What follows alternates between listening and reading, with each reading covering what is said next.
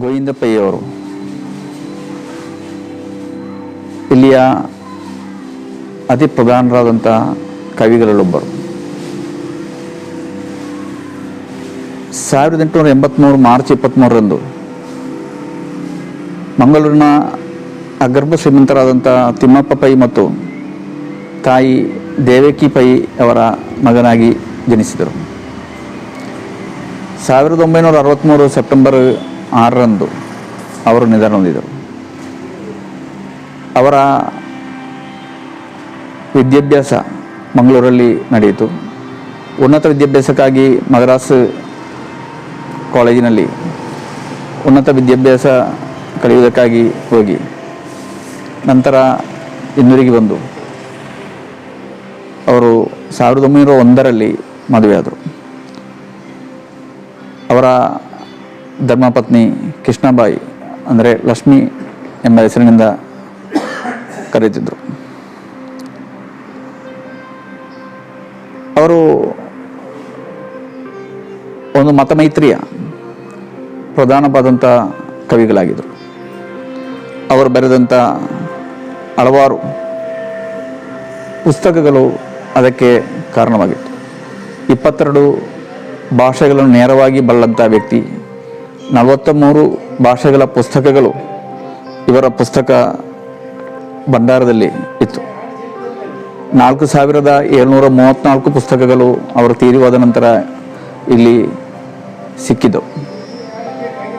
ಅವರು ಓದಿದಂಥ ಪುಸ್ತಕಗಳೆಲ್ಲವೂ ಲೋಕಪ್ರಸಿದ್ಧರಾದಂಥ ಬರಹಗಾರರು ಬರೆದಂಥ ಪುಸ್ತಕಗಳಾಗಿತ್ತು. ಗೋವಿಂದ ಪೈ ಅವರ ಹೆಂಡತಿ 1922ರಲ್ಲಿ ನಿಧನ ಹೊಂದಿದರು. ಅದರ ನಂತರ ಅವರು ತನ್ನ ಜೀವನವನ್ನು ಸಂಪೂರ್ಣವಾಗಿ ಬರವಣಿಗೆಗೆ ಬೇಕಾಗಿ ಮೀಸಲಿಟ್ಟರು.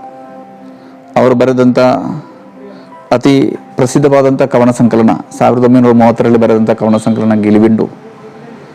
ಅದೇ ರೀತಿ ಯೇಸು ಸ್ವಾಮಿಯ ಕೊನೆಯ ದಿನಗಳ ಕುರಿತು ಬರೆದಂಥ ಗೋಳ್ಕತ 1931ರಲ್ಲಿ ಪ್ರಕಟಣೆಯಾಯಿತು.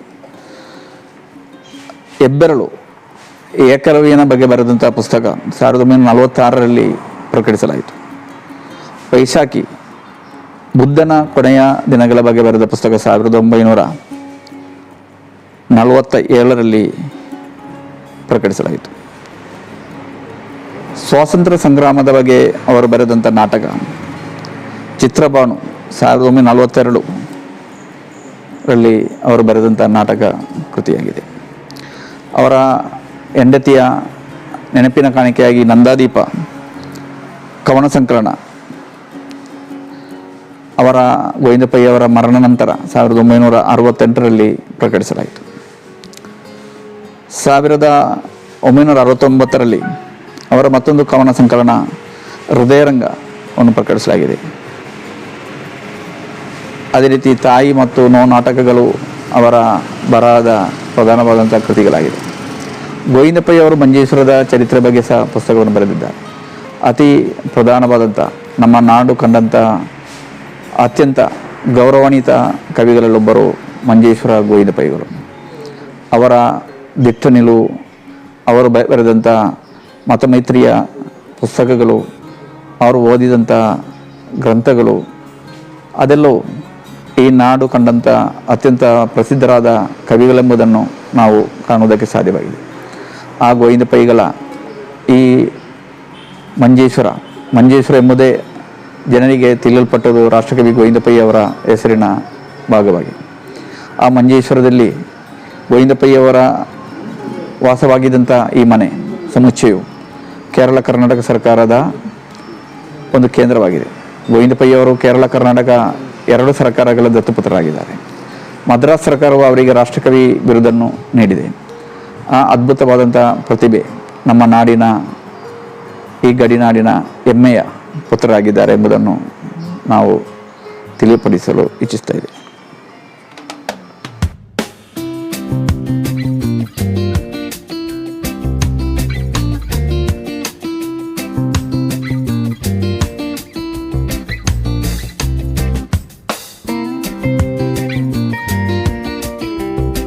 ಯಕ್ಷಗಾನದಲ್ಲಿ ಫಸ್ಟು ಕಲೆ ಗಾರರು ಅಂದರೆ ಆರ್ಟಿಸ್ಟ್ಗಳು.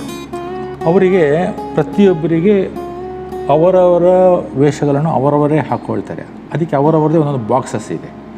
ಅವರವರ ವೇಷ ಏನೇನು ಅದಕ್ಕೆ ತಕ್ಕಂಥ ಡ್ರೆಸ್ಸುಗಳು ಅವರ ಬಾಕ್ಸಲ್ಲೇ ಇರುತ್ತೆ. ಅದರಲ್ಲಿ 8 ಮಂದಿ ಇರುತ್ತಾರೆ. ರಂಗುಗಳು ಸೆಲೆಕ್ಷನ್ ಮಾಡೋದು ಎಲ್ಲ ಅವರವರೇ ಕಲೆಗಳಿಗೆ ಮಾಡ್ತಾ ಇರೋದು. ಇದು ರಂಗಪ್ರವೇಶ ಅಂತ. ಇಲ್ಲಿ ಏನಾಗುತ್ತೆ ಅಂದರೆ ಫಸ್ಟಿಗೆ ಅದಕ್ಕೆ ಬೇಕಾಗಿರೋದ ಆರ್ಟಿಸ್ಟ್ಗಳು ಅವರ ವೇಷಭರಿತರಾಗಿರ್ತಾರೆ, ಅವರ ಕಲೆಯನ್ನು ತೋರಿಸೋಕ್ಕೆ. ಅದರ ಹಿಂದೆ ಅವರು ಭಾಗವತರು ಅಂತ ಇರ್ತಾರೆ. ಅವ್ರ ಭಾಗವತರ ಜೊತೆಯಲ್ಲಿ ತಾಲ ಇರುತ್ತೆ, ಇನ್ನೊಬ್ಬರು ಚೆಂಡೆಯಲ್ಲಿರ್ತಾರೆ, ಇನ್ನೊಬ್ಬರು ಮದ್ದಲೆಯಲ್ಲಿರ್ತಾರೆ, ಇನ್ನೊಬ್ಬರು ಹಾರ್ಮೋನಿಯಂಲಿರ್ತಾರೆ. ಈ ನಮ್ಮ ಭಾಗವತರು ಹೇಳಿದ ಅರ್ಥಧಾರಿಗೆ ತಕ್ಕಂತೆ ಆರ್ಟಿಸ್ಟ್ಗಳು ಅವರ ಕುಣಿತಗಳನ್ನು ಮಾತುಗಾರಿಕೆಯನ್ನು ಅವರು ಮಾಡ್ಕೊಂಡು ಹೋಗ್ತಾರೆ. ಇದರಲ್ಲಿ ಬೇರೆ ಬೇರೆ ವೇಷಕ್ಕೆ ಬೇರೆ ಬೇರೆ ಮುಖವಾಡಗಳು ಇರುತ್ತೆ. ರಾಕ್ಷಸರದ್ದು ಬೇರೆ, ಈ ಸಪೋಸ್ ಮಹಿಷಾಸುರ ಇದ್ದಾನೆ, ಕುಂಭಕರ್ಣ ಇದ್ದಾರೆ. ಒಬ್ಬೊಬ್ಬರದು ಅವರವರ ಮುಖಶೌರ್ಯನೇ ಬೇರೆ ಬೇರೆಯಾಗಿರುತ್ತೆ. ನೋಡುವವರಿಗೆ, ಸಾರ್ವಜನಿಕರಿಗೆ ನೋಡುವಾಗ ಮುಖ ನೋಡಾಗಲೇ ಇವನು ಇಂಥವನೇ ಅಂತ ಆ ವೇಷದಿಂದಾಗಿ ಗೊತ್ತಾಗುತ್ತೆ. ಅದಕ್ಕೆ ತಕ್ಕಂತಹ ಮಂಡಲಗಳು ಇರುತ್ತೆ ಅದರಲ್ಲಿ, ವೇಷದಲ್ಲಿ. ನೆಕ್ಸ್ಟ್ ಇವರೆಲ್ಲ ಬಹಳ ಪ್ರಖ್ಯಾತ ಆರ್ಟಿಸ್ಟ್ಗಳು. ಇವರೆಲ್ಲ ಈ ಯಕ್ಷಗಾನದಲ್ಲಿ ಮುಖ್ಯವಾಗಿ ಏನಂದರೆ, ಯಾವುದೇ ಕಾರಣಕ್ಕೂ ಕನ್ನಡ ಬಿಟ್ಟರೆ ಇಲ್ಲ ತುಳು, ಬೇರೆ ಲ್ಯಾಂಗ್ವೇಜ್, ಇಂಗ್ಲೀಷ್ ಲ್ಯಾಂಗ್ವೇಜು ಯಾವುದೇ ಕಾರಣಕ್ಕೂ ಯಾವುದೇ ಬರೋಲ್ಲ. ಸಂಪೂರ್ಣವಾಗಿ ಪೂರ್ತಿ ಕನ್ನಡ ಅಂದರೆ ಕನ್ನಡನೇ ಬರುತ್ತೆ. ಅದರಲ್ಲಿ ಒಂದು ಸಕಾರಾತ್ಮಕ ವರ್ಡ್ಗಳೇ ಬರೋದು, ಯಾವುದೇ ಒಂದು ನಕಾರಾತ್ಮಕ ವರ್ಡ್ಗಳು ಬರೋದಿಲ್ಲ. ನಗಿಸಬೇಕಾಗಿದ್ರೂ ಸಕಾರಾತ್ಮಕ ಪಾಸಿಟಿವ್ ವೇನಲ್ಲೇ ಅವರು ಹಾಸ್ಯವನ್ನು ಸಭೆಗೆ ತಿಳಿಸ್ತಾರೆ. ಹೊರತು ಯಾವುದೇ ಅಶ್ಲೀಲತೆ ಇಲ್ಲದೆ ಮಾತುಗಾರಿಕೆ, ನೆಗೆಟಿವ್ ವರ್ಡ್ಸ್ ಹಾಕೋದು ಅಂಥದ್ದು ಏನಿರಲಿ ಇರೋದಿಲ್ಲ. ಇವರು ಬಹಳ ಜಾಗ್ರತೆಯಾಗಿ ಸ್ಟಾರ್ಟಿಂಗಿಂದ ಎಂಡ್ವರೆಗೆ ಅವರ ಮಾತುಗಾರಿಕೆಯಲ್ಲಿ ಬಹಳ ಅರ್ಥಬದ್ಧವಾಗಿ ಇರುತ್ತೆ. ಅವರ ಮುಖವಾಡಗೆ ತಕ್ಕಂತೆ ಅವರವರ ಭಾವವಾಗಿ ಇದನ್ನು ಅವರು ಅದನ್ನು ಶೋಭಿಸ್ತಾರೆ. ಜನಗಳಿಗೆ ನೋಡುವವರಿಗೂ ನೋಡಿದ ತಕ್ಷಣ ಇದು ಇಂಥವರೇ ಅಂತ ಅವರಿಗೆ ಗೊತ್ತಾಗುತ್ತೆ. ಅದಕ್ಕೆ ತಕ್ಕಂತೆ ಅವರ ವಾಯ್ಸ್ಗಳು, ಆಮೇಲೆ ನೃತ್ಯಗಳು, ಅವರ ಹಾವಭಾವಗಳು ಅದರಲ್ಲಿ ಇರುತ್ತೆ. ಇವರೆಲ್ಲ ಹಾಸ್ಯ ನಟರು. ಇವರು ನೋಡಿದಾಗಲೇ ಇವರ ವೇಷಭೂಷಣದಿಂದಲೇ ನೋಡುವಾಗ ಜನಗಳಿಗೆ ಒಂಥರ ಹಾಸ್ಯ, ಒಂದು ನಗು ಬರಬೇಕು. ಆ ಥರದಲ್ಲಿ ಅವರ ಹಾವಭಾವಗಳಲ್ಲೇ ಎಲ್ಲನೂ ಇರುತ್ತೆ. ಆಮೇಲೆ ಮಾತುಗಾರಿಕೆಯಲ್ಲಿ ಇರುತ್ತೆ. ಅದಕ್ಕೆ ತಕ್ಕಂತೆ ಅವರ ವೇಷಭೂಷಣವನ್ನು ಅವರು ಮಾಡಿಕೊಂಡಿರ್ತಾರೆ. 10 ಗಂಟೆಗೆ ರಾತ್ರಿ ಯಕ್ಷಗಾನ ಆರಂಭ ಆಗೋಂಗಿದ್ರೆ ಸಾಯಂಕಾಲ 3 ಗಂಟೆಯಿಂದಲೇ ಅವರ ವೇಷಗಳನ್ನು ಹಾಕೋಕ್ಕೆ ಶುರು ಮಾಡಿದ್ದಾರೆ. ಕೆಲವು ಗಂಟೆಗಟ್ಟಲೆ ಅವರ ವೇಷಕ್ಕೋಸ್ಕರ ಅಷ್ಟು ಸಮಯವನ್ನು ಇದು ಮಾಡಬೇಕಾಗುತ್ತೆ. ಯಾಕೆಂದರೆ ಅಷ್ಟು ಒಂದು ಟೆಕ್ನಿಕಲಾಗಿ ಒಂದು ತಾಂತ್ರಿಕತೆ ಅದರಲ್ಲಿ ಇರುತ್ತೆ.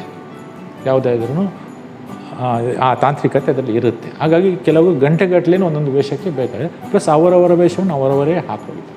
ಯಕ್ಷಗಾನದಲ್ಲಿ ಸ್ತ್ರೀ ವೇಷ ಮತ್ತು ಪುರುಷ ವೇಷ ಎರಡನ್ನು ಪುರುಷರೇ ಮಾಡ್ತಾರೆ. ಸ್ತ್ರೀಯರು ಯಾರೋ ಯಕ್ಷಗಾನದಲ್ಲಿ ಮುಂಚೆ ಮಾಡ್ತಾರೆ. ಇವಾಗ ಸ್ತ್ರೀಯರು ಯಕ್ಷಗಾನ ಅವರದೇ ಒಂದು ಕೂಟಗಳನ್ನು ಕಟ್ಕೊಂಡು ಫುಲ್ಲು ಸ್ತ್ರೀಯರೇ ಮಾಡ್ತಾರೆ. ಆದರೆ ಸ್ತ್ರೀಯರು ಪುರುಷರು ಅಂತ ಕಂಬೈಂಡ್ ಆಗಿ ಯಾವುದೇ ಯಕ್ಷಗಾನದಲ್ಲಿ ಇರ್ತಿರಲಿಲ್ಲ. ಸ್ತ್ರೀಯರು ಬೇಕಾದ ಕಡೆಯಲ್ಲೆಲ್ಲ ಪುರುಷರೇ ಅಷ್ಟು ಸ್ತ್ರೀಯರ ಥರನೇ ಒಂದು ಅಪಿಯರೆನ್ಸ್ ಬರೋ ಥರ ಒಂದು ಜನಗಳಿಗೆ ಅವ್ರು ನೋಡೋಕೆ ಹುಡುಗನ ಹುಡುಗಿಯ ಸ್ತ್ರೀವೇಷನ ನಿಜವಾದ ಸ್ತ್ರೀಯ ಅಂತ ಆ ಥರದಲ್ಲಿ ಅವರ ವೇಷದಲ್ಲಿ ಅವ್ರನ್ನ ಸಭೆಗೆ ತೋರಿಸಿಕೊಡ್ತಾ ಇರ್ತಾರೆ. ಅದೇ ಥರ ಅವರ ವಾಯ್ಸ್ಗಳು ಅದೇ ಥರ ಅದಕ್ಕೆ ಇರುತ್ತೆ. ಇದೆಲ್ಲ ಕೆಲವು ಅದಕ್ಕೆ ಸಂಬಂಧಪಟ್ಟಂತೆ ಸ್ತ್ರೀ ವೇಷಗಳು ಇಲ್ಲಿ ಇದೆ, ಹಾಗೂ ಹಾಸ್ಯ ವೇಷಗಳು ಅದರಲ್ಲಿ ಇದೆ. ಖ್ಯಾತ ವೇಷಧಾರಿಗಳು ನಮ್ಮ ಇದರಲ್ಲಿ ಯಕ್ಷಗಾನದ ಮಹಾ ಕಲಾವಿದರುಗಳೆಲ್ಲ ಇವರೆಲ್ಲ ಎಷ್ಟೋ ವರ್ಷಗಳ ತನಕ ಇದರಲ್ಲಿ ಪ್ರಾಕ್ಟೀಸ್ ಮಾಡಿ ಅವರಿಗೆ ಕಲೆಗೋಸ್ಕರನೇ ತಮ್ಮ ಎಲ್ಲ ಜೀವನ ಪೂರ್ತಿ ಸೇರಿಸಿದೆ. ಆ ಕಲೆಯ ಜೊತೆಯಲ್ಲಿ ಸಮಾಜಕ್ಕೆ ಏನಾದರೂ ಒಂದು ಇದು ತೋರಿಸ್ಬೇಕಂದ್ರೆ, ಏನಾದರೂ ಕೊಡಬೇಕು ಅಂದರೆ ಅವರವರ ಮಾತುಗಾರಿಕೆಯಲ್ಲಿ, ಅವರ ಕೃತಿಯಲ್ಲಿ ಅದನ್ನು ಅವರು ಸಭೆಗೆ ತೋರಿಸ್ತಾರೆ. ಯಾವ ಥರದ ಒಳ್ಳೆಯದು ಯಾವುದು, ಕೆಟ್ಟದ್ದು, ಹಾಸ್ಯ ಯಾವುದು, ಚಿಂತನೆ ಯಾವುದು, ಇದನ್ನೆಲ್ಲ ಅವರ ಹಾವಭಾವದಿಂದಲೇ ಇವರೆಲ್ಲ ಮಹಾನ್ ಕಲಾವಿದರುಗಳು. ಇದೆಲ್ಲ ಕಲೆಗಾರರಿಗೆ ಬೇಕಾಗಿರೋ ಉಡುಪುಗಳು.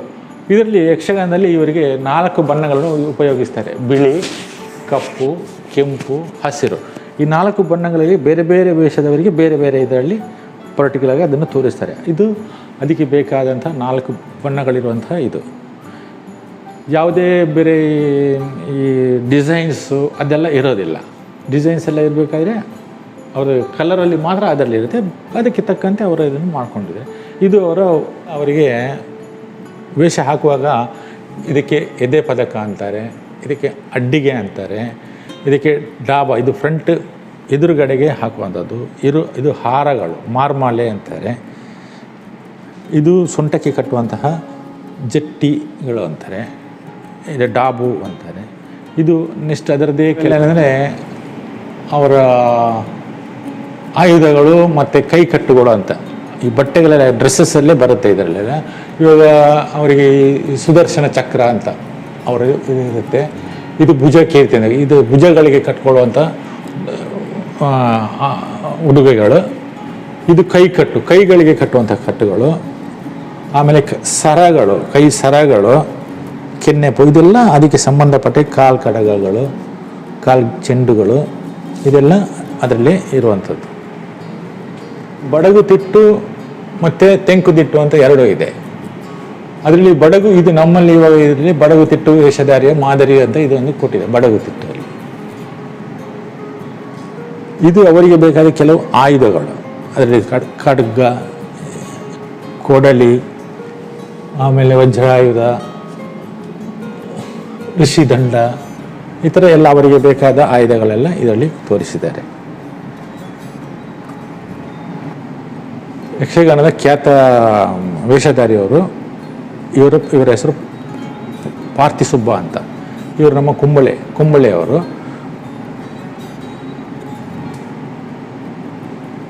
ಯಕ್ಷಗಾನದ ವಾಲ್ಮೀಕಿ ಅಂತಲೇ ಇವರಿಗೆ ಹೇಳ್ತಾ ಇದ್ದಾರೆ. ಇವರಿಗೆ ಅಷ್ಟು ಫೇಮಸ್ ಆಗಿದ್ದಾರೆ ಯಕ್ಷಗಾನದಲ್ಲಿ ಪಾರ್ಥಿಸುಬ್ಬ ಅಂತ. ಎಲ್ಲ ಏನಂದರೆ ಅವರಿಗೆ ಕ್ಲಾಸಲ್ಸ್ ಎಲ್ಲ ಇರ್ತಿರಲಿಲ್ಲ. ಯಾವುದೇ ಒಂದು ಕಲೆಗಳಿಗೆ ಇವಾಗ ಯಾವುದೇ ಬೇರೆ ಬೇರೆ ಆರ್ಟ್ಗಳಿಗೆ ಸ್ಕೂಲಿಗೆ ಹೋಗಿ ಕಲಿಯೋದೆಲ್ಲ ಇದೆ. ಮುಂಚೆ ಯಕ್ಷಗಾನದಲ್ಲಿ ಏನಂದರೆ ಅವರು ಈ ಪ್ರಾಕ್ಟಿಕಲಾಗಿ ಯಕ್ಷಗಾನ ನಡೆಯುವಾಗ ಅವರು ಫಸ್ಟ್ ಆರ್ಟಿಸ್ಟ್ಗಳ ಜೊತೆಯಲ್ಲಿ ಅವರಿಗೆ ಚಿಕ್ಕ ಪುಟ್ಟ ಅವ್ರದ್ದು ಸಹಾಯಕರಾಗಿ ಕೆಲಸ ಮಾಡಿ ಏನಾದರೂ ಮಾಡಿ ಹೇಗೆ ನಡೀತಾ ಇದೆ ಏನು ಅದರ ಎಲ್ಲ ವಿಷಯಗಳನ್ನು ತಿಳ್ಕೊಂಡ ಮೇಲೆ ಅವರಿಗೂ ಸ್ಟೇಜಲ್ಲಿ ಏನಾದರೂ ಆ ವೇಷ ಹಾಕಬೇಕು ಅಂದಾಗ ಅವರಿಗೆ ಅವರ ಹಿರಿಯರು ಅವರಿಗೆ ಆ ಲೆವೆಲ್ಗೆ ಬಂದಿದ್ದಾರಾ ಅಂತ ನೋಡಿಬಿಟ್ಟು ಮೊದಲಿಗೆ ಯಾವುದೇ ಆರ್ಟಿಸ್ಟು ಒಂದೇ ಸರಿಗೆ ಮೇಲ್ಗಡೆ ದೊಡ್ಡ ದೊಡ್ಡ ವೇಷ ಹಾಕೋಂಗಿಲ್ಲ.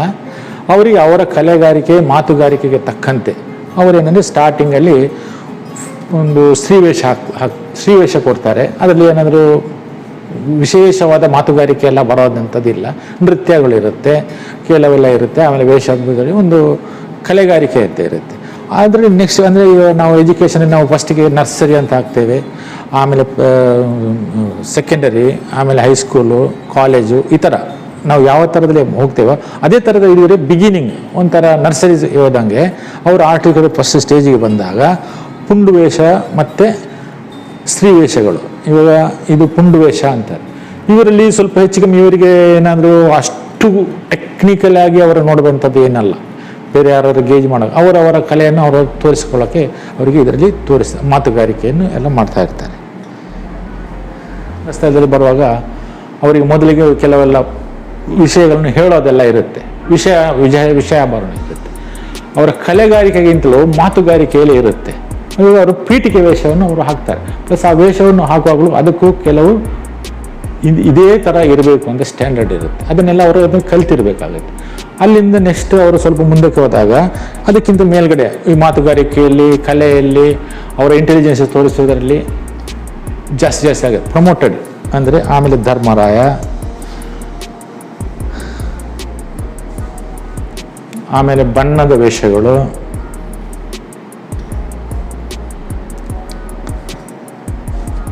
ಆಮೇಲೆ ತಾಟಕಿ, ಇದರಲ್ಲೆಲ್ಲ ಏನಂದರೆ ಕೆಲವು ಮಾತುಗಾರಿಕೆಗಳೆಲ್ಲ ಸ್ವಲ್ಪ ಅವರವರ ಸ್ವಂತ ಇದರಲ್ಲಿ ಮಾಡಬೇಕಾಗುತ್ತೆ. ಅದು ಯಾವುದೇ ಕಾರಣಕ್ಕೂ ಈ ಇತಿಮಿತಿ ದಾಟಿ ಹೋಗಬಾರ್ದು.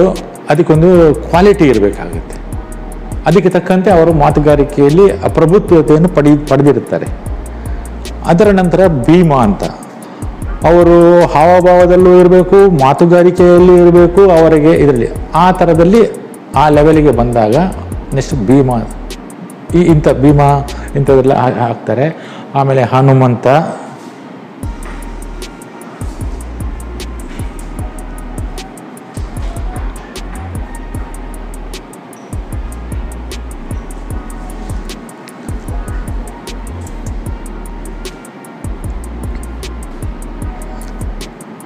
ಆಮೇಲೆ ಕಿರಾತ, ಹಂಟರ್,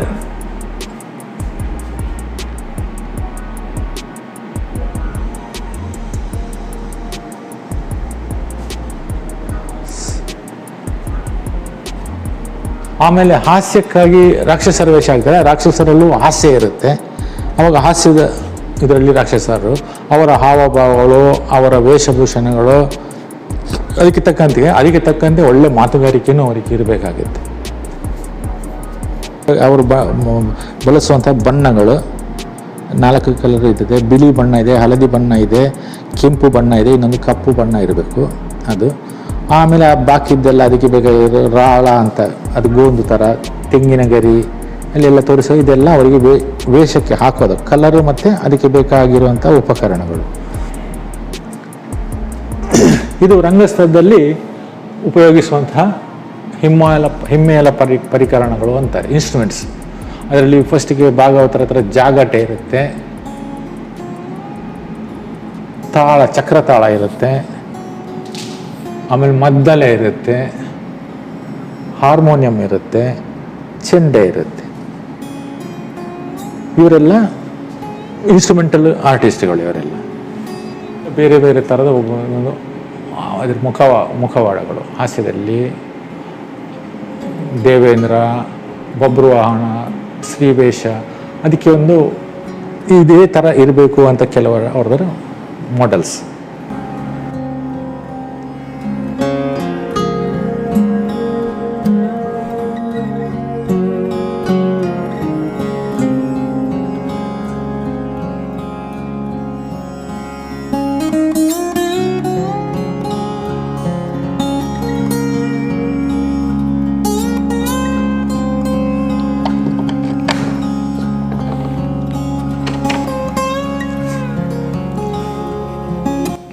ಇದು ಗೋವಿಂದ ಪೈಯವರ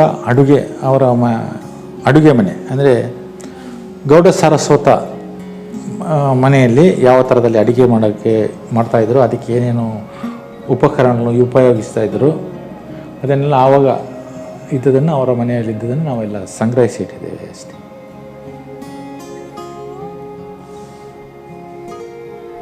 ಇದೆಲ್ಲ ಅವರು ಯೂಸ್ ಮಾಡಿದ್ದೇವೆ. ಹಾಂ, ಅವರ ಆ ಟೈಮಲ್ಲಿ ಯೂಸ್ ಮಾಡಿದ್ದೇವೆ.